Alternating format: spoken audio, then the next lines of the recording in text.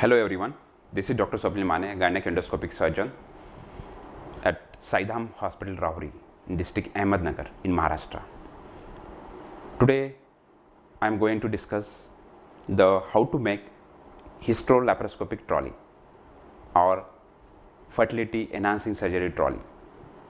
So this much of instruments are needed for the HLscopy trolley. This is 4 mm diagnostic sheath, then 4 mm operative SOS diagnostic sheath, 8 mm operative SOS diagnostic sheath,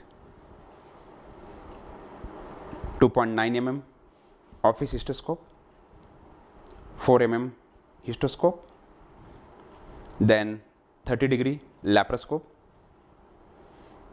histoscopic grasper, histoscopic scissor, PCOD needle, ball grasper, trumpet suction cannula, 10 mm trocar, 5 mm trocar, 5 mm trocar,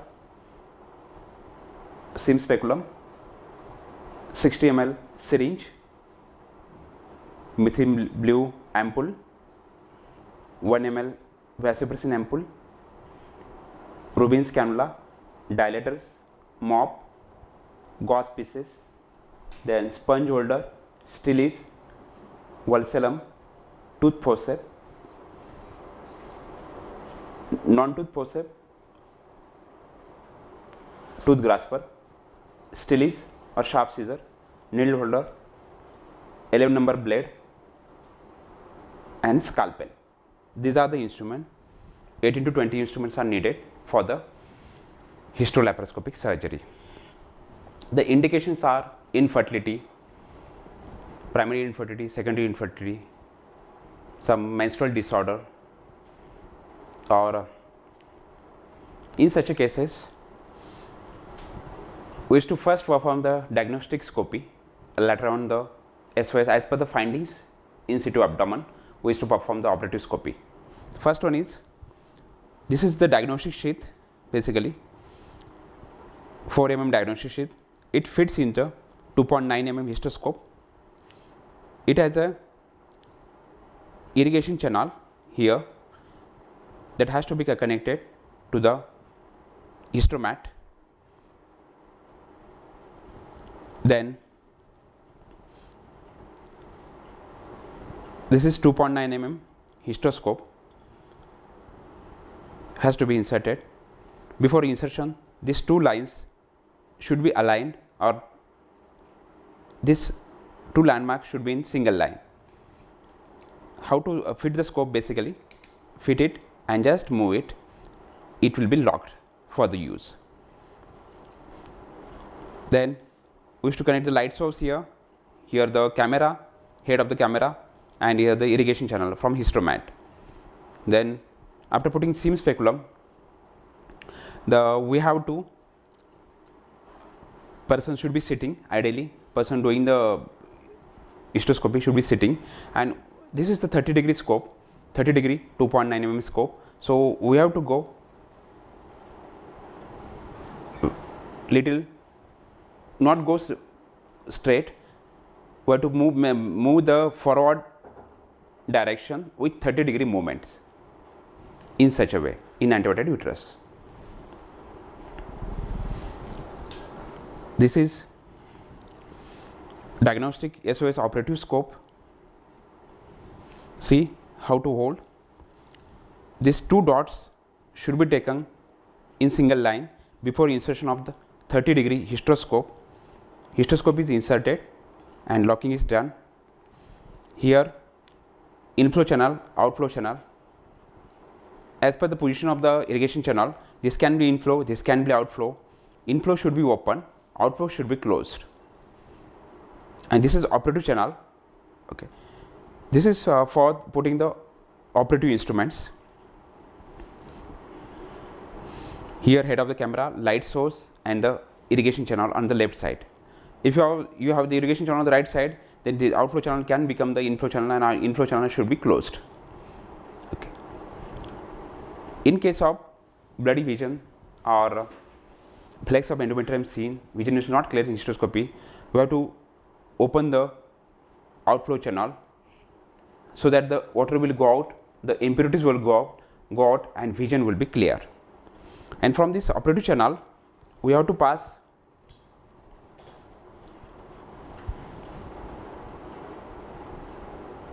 scissor for cutting of the uterine septum to do the metroplasty, lateral metroplasty. For lateral metroplasty, we have to cut the uterine walls laterally, first the superficial endometrial layer, then deep endometrial layer. The constant end of the scissor should be on the lateral surface of the uterus and the moving end should be on the medial surface. So first we have to cut the superficial layer of the endometrium, then we have to cut the deep layer of endometrium systematically. This is the lateral metroplasty. And for the subseptic uterus or any uterine septum, any uterine anomaly, there is the incidental finding in PCOS. In PCOS cases, 80% cases there is a chances of subseptic uterus, a small septum. So we have to cut that septum horizontally, taking fallopian osseums are landmark. The line joining the osseum, that should be direction of the scissor. We can go lateral to medial, medial to lateral, whatever direction. First we will cut the superficially and a little deeper till we see the blanching of the vessel, till we see the bleeding vessels. And the physical appearance of uterine cavity should be judged, and tubal osseum should be visible in single vision. That is the criteria that subseptic uterus should be cut. Then next concept is endometrial scratching, injuring the endometrium. Injuring the endometrium is in vitro fertilization. I have consulted the good hysteroscopic surgeons used to scratch the endometrium. Basically you are injuring the endometrium so that the endometrium will grow in the next conception cycle. So in horizontal line joining the two tubal ossia, we have to cut the endometrium, cut the fundus. Okay. Small subset uterus should not be missed. That can be a site for the implantation, that may hinder the implantation. So whatever small or large septum has to be cut meticulously by the scissor. Scissor and grasper, hysteroscopic scissor and grasper can do the near about 95% of the surgeries. These are the sufficient instrument for the histolaparoscopic surgery.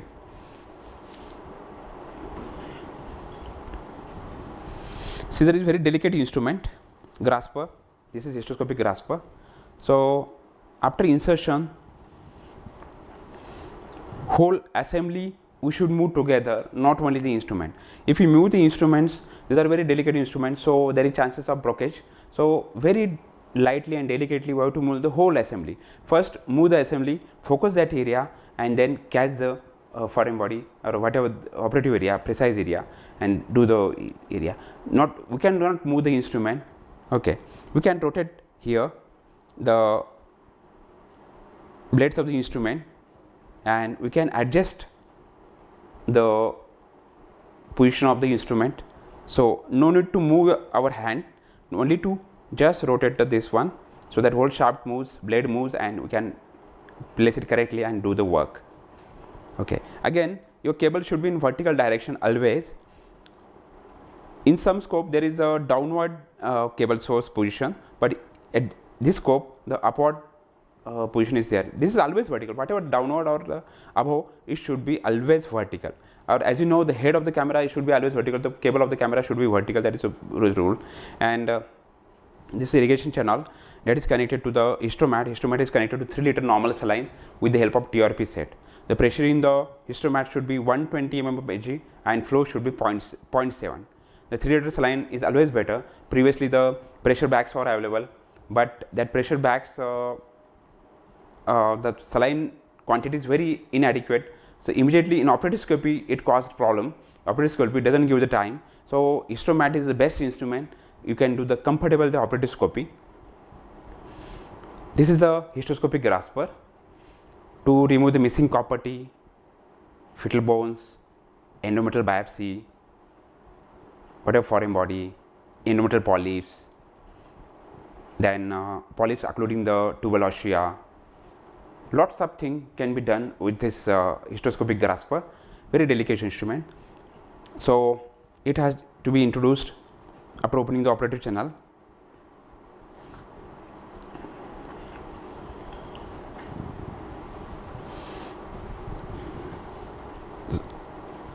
So previously, some years back, there was only available scope, operative scope was, hysteroscope was 8 mm operative sheath and 4 mm scope.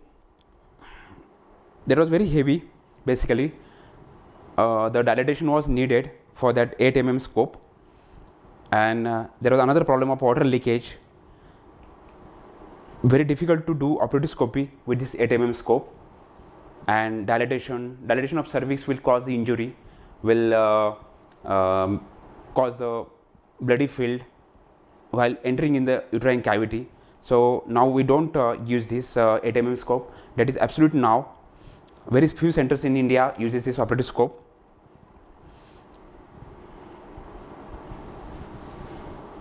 This is 30-degree laparoscope, as you know, we talked in the last lecture.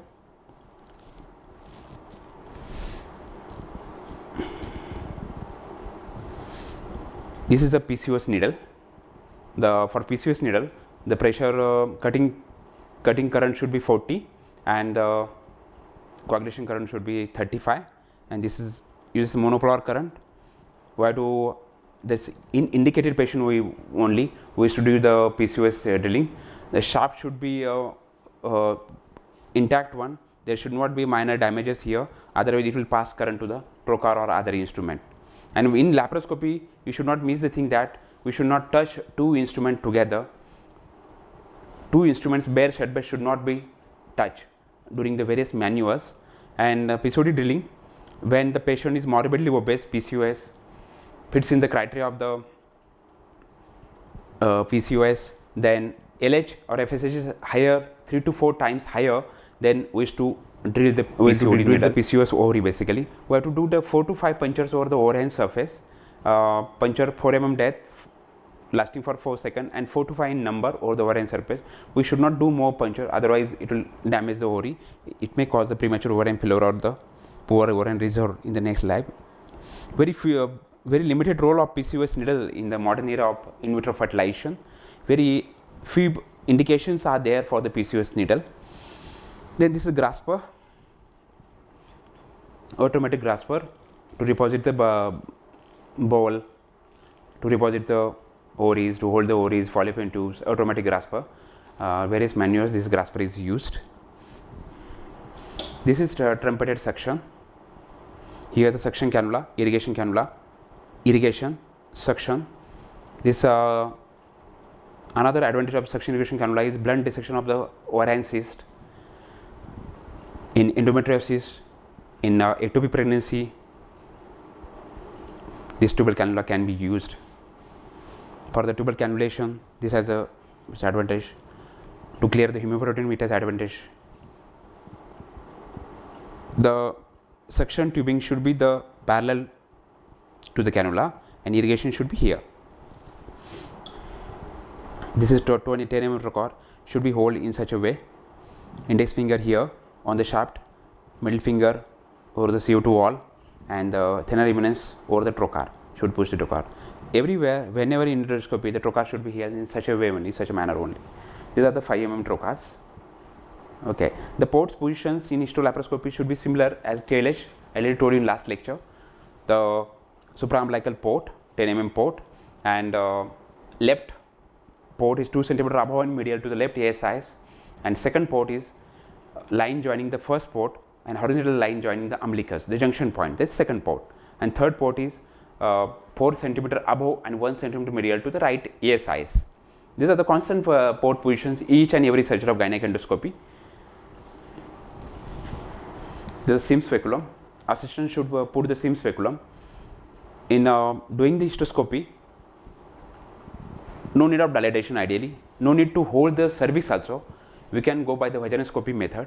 either for training candidates, we wish to advise to hold the cervix with the tenaculum or the atraumatic valcellum and do the scopy basically. So dilatation should be avoided in this one hysteroscopy. Assistant should put the seam speculum and the surgeon should hold the cervix and slowly put the hysteroscope, and this is the 30-degree hysteroscope. So we should go slowly above with angulation of 30 degree to the horizontal, slowly above. It slowly, after entering in the cervix, we have to move forward with patiently, very calm, very quiet. Movement is 1 to 2 mm slowly, because jet of the water will open the cervical fibers and slowly we enter in the uterine cavity. When you see the half moon or the uterine cavity starting, the black hole of the uterine cavity, we should move the scope because this is 30 degree. We have to change that uterine cavity, black hole. We have to move the direction of the scope above to change that. If you go in straight, if you move in the straight line, then we will bang on the posterior wall because this is 30 degree. You got it now? Our movement should have 30 degree angulation so that it will automatically enter into the uterine cavity, and no need of dilation. The jet of water will do all the things, which will open the fibers in Asherman syndrome also, in cervical stenosis also. Just wait, but patience is needed. Hysteroscopic surgeon should be sitting and patiently he should do the surgery basically. After entering the abdomen, we will move the light source cable position. We will see the fundus, just come 1 centimeter below the fundus and move the light source cable. We will see the right ostium, and we will move the light source cable on right side. We will see the left ostium basically. After seeing the tubal ostium, there are 2 signs. One is air bubble sign and fish mouth sign. Third is physical sign. What is air bubble sign?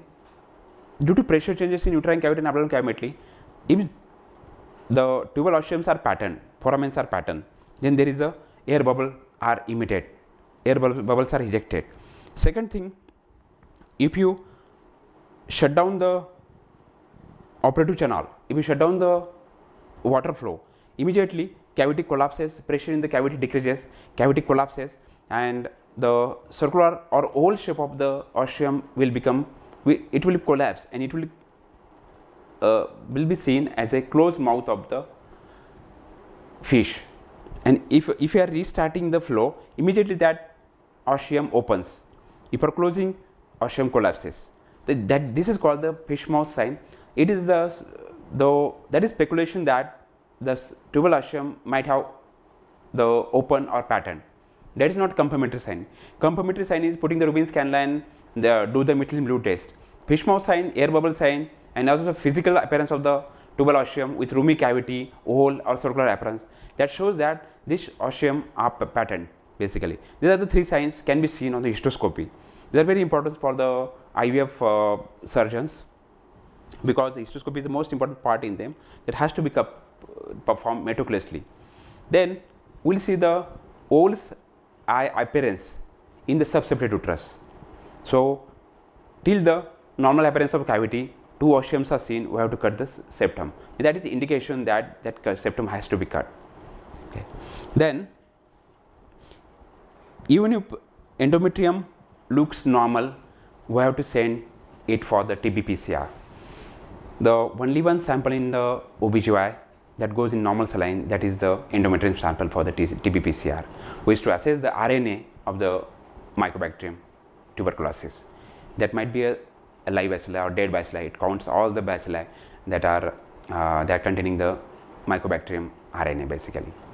MTBR is the ideal technique. DNA assessment is the ideal technique to detect the live bacilli, but as the affordability of in rural areas considered, we always prefer the TB PCR, endometrium TB PCR, and endometrium for HPR. We have to send the sample in the normal saline. We have to send the sample in normal saline, endometrium sample for HPR. In HPR also, if you get the granulomatous inflammation, that is indication to start AKT4. If endometrial studies are normal, but TB PCR sample may be detected positive. If both are negative, HPR shows normal report and TB PCR show negative report, So, but based on physical appearance also we can start the AKT4. This is not a single criteria that TB PCR should be positive. We can start the AKT4 based on the physical appearance. In laparoscopy also, if you see the adhesions, flimsy adhesions, tubercles over the uterus, whose ovaries, fallopian tubes or pelvis adnexa, then it is indications to start the AKT4 immediately. Okay, they are very common here in rural population, the malnourished population, anemic population. The tuberculosis is very rampant, causing the infertility. We have seen that many patients are conceived after starting the AKT4. Many patients are conceived spontaneously, immediately. So, normal looking endometrium doesn't signify that patient doesn't having any tuberculosis infection. That is our protocol is followed at our Saidham test tube baby center, that each and every histoscopy cases we have to send the sample for the TP-PCR. And before the histoscopy, 2 hours prior, at least 2 to 4 hours prior, we have to put the tablet Misofrost to 200 mg per vaginal, per rectal, for the softening of the cervix basically. So, at least 6 hours fasting is needed for the hysterolaparoscopic procedure or any laparoscopic procedure for that. Small sputum collection box, we will put the normal saline in that box and we will put the endometrium saprophyte, set it for the this. This is methylene blue dye. After putting the sim speculum, this is Rubin's cannula. We'll fit this Rubin's cannula in the cervix, and with the help of 60 ml syringe, we'll take the 100 ml normal saline. We'll put whole ampoule in that normal saline, whole ampoule of methylene blue normal saline. We'll push in the syringe, and it will be fitting to the Rubin's cannula, and little antivert while injecting little antivert and push the methylene blue dye inside the uterus basically. So, uterus, Rubin's cannula and syringe should be in single line. This should be moved in single line, because if you move in different directions, it will be broken. The mouth of the syringe will be broken immediately. Fit the Rubin's cannula. Okay. The assistant will be sitting ideally and push the methylene blue dye basically. If it comes in the if both the tubes are patterned, that should be confirmed by the methylene blue test. If one tube is not patterned, then we should proceed for the corneal stenting or corneal cannulation, tubal cannulation. We should proceed. Very less role of the cannulation right now in the modern obstetric, this one fertility management, because due to IVF, in vitro fertilization, very less role of this one. Only the proximal blocks and distal blocks are opened by the tubal cannulation basically, tubal cannula set basically. This is a vasopressin. This can be used in the myoma surgeries, myomectomy, fertility enhancing surgery. This 1 ml contains the 20 units of vasopressin. In 200 ml, whole ampoule has to be taken. 200 ml 20 units, 100 ml 10 units, half the ampoule. This is the proportion for the vasopressin. In surgeries requiring previous 2 LACS, 1 LACS, myomectomy, this adhesions, this has to be infiltrated. Very nice drug, vasopressin basically. This may be contraindicated in the patient having cardiac disease, hypertension. This should be. This is the aluminum blade. This is a dilator may be needed. So we should have dilators basically in cervical stenosis. So instead of putting the Misofrost, instead of doing this histoscopy, but sometimes rarely we got a problem of the cervical stenosis, so dilator should be ready.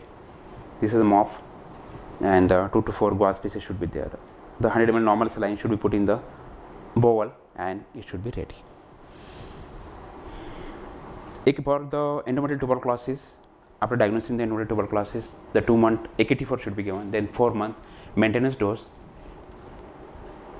4-month AKT2 should be given, 2 drugs should be given, and first 2 months 4 drugs should be given. After 2 months of AKT4, we can take the patient for the ovulation induction, follicular monitoring, or the in vitro fertilization. That can be done after the 2 months of AKT4 basically. And patient is, if conceived on the AKT4, that should be continued throughout the pregnancy basically, AKT4. The tuberculosis is very common in India, and here in rural Ahmednagar, so has to be done. So these are the instruments needed. I think in short, everyone has got the practical points about the histolaparoscopy. and in next lectures we will come up with the anatomy laparoscopy related in pelvis. Thank you so much. Good day.